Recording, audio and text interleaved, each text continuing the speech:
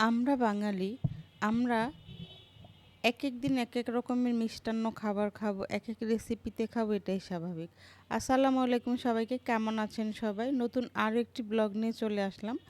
আজকে একটা পায়েস করছি, একেবারে আনকমন। এটা আমি জানি না আর কেউ করেছে কিনা বা আপনারা কেউ করেছেন কিনা।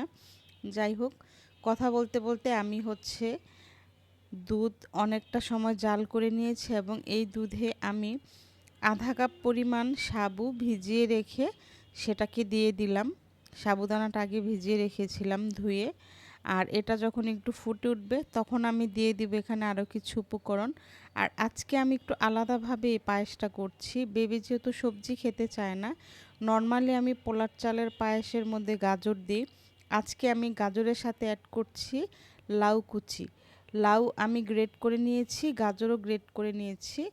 এক পিস লাউ গ্রেট করে সেটা আমি দিয়ে দিলাম এখানে, আর গাজরও দিয়ে দিব। আগে লাউটাকে একটু ভালোভাবে ছাড়িয়ে নিচ্ছি, যেহেতু কিছুক্ষণ আগে এটা গ্রেট করে রেখে দিয়েছিলাম, জমাট হয়েছে, তাই এটাকে ভালোভাবে নেড়ে একটু যাতে দলা দলা না থাকে ছাড়িয়ে নিলাম।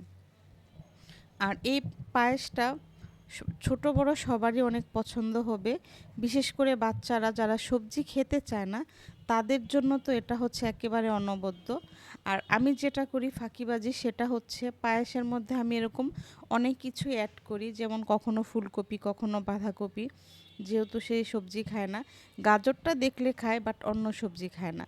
যাই হোক, আমি নাড়তে নাড়তে কথা বলতে বলতে আমার পায়েসটা সব কিছু সিদ্ধ হয়ে গিয়েছে। এখন আমি দিয়ে দিচ্ছি পরিমাণ মতো চিনি। চিনিটা যার যার মুখের স্বাদের উপরে নির্ভর করে।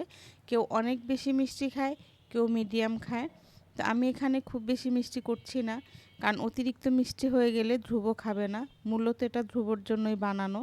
যার জন্য বানানো সে যদি না খায় তাহলে তো আমার আর বানিয়ে কোনো লাভ হলো না। সুতরাং আমি পায়েসে মিষ্টিটা মিডিয়াম রেশিওতে রাখবো। আর এখানে হয়ে গিয়েছে আমার চিনি দেওয়ার পরেও অনেকটা সময় জাল হয়েছে এটা, তাই এখন দিয়ে দিচ্ছি আমি কিশমিশ। কিশমিশ আর বাদাম কুচি দিয়ে দিচ্ছি। এখানে আছে কাজু বাদাম আর কাঠবাদাম কুচি।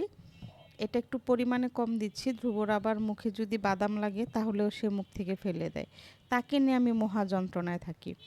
যাক, এ পর্যায়ে আমি এখন একটু ঘি অ্যাড করব। যেহেতু পায়েসটা হয়ে গিয়েছে, নামিয়ে ফেলবো। আর এটা ঠান্ডা হলে আরেকটু ঠিক হবে, আর একটু ঘন হয়ে যাবে। আর এখন আমি দিয়ে দেবো একটু নারকেল কুচি। নারকেলটা কামড়ে লাগলে ভালো লাগে সেজন্য। আর নারকেলটা ধ্রুব খায়, নারকেলটা মুখে দিলে যদি তাকে বুঝাই যেটা ভালো তাহলে খায়। তো এ পর্যায়ে আমার রান্নাটা হয়ে গেল, এখন আমি এটাকে নামিয়ে ফেলবো। আর এই যে ঘিটা এখন অ্যাড করে নিচ্ছি। আপনার বাচ্চা যদি নর্মালি সবজি খেতে না চায়, এই প্রসেসে যে কোনো সবজি দিয়ে তাকে আপনি পায়েস করে দিতে পারেন।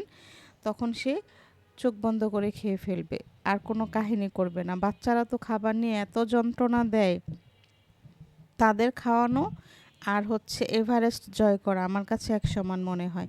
ভালো থাকবেন সবাই, আল্লাহ হাফেজ।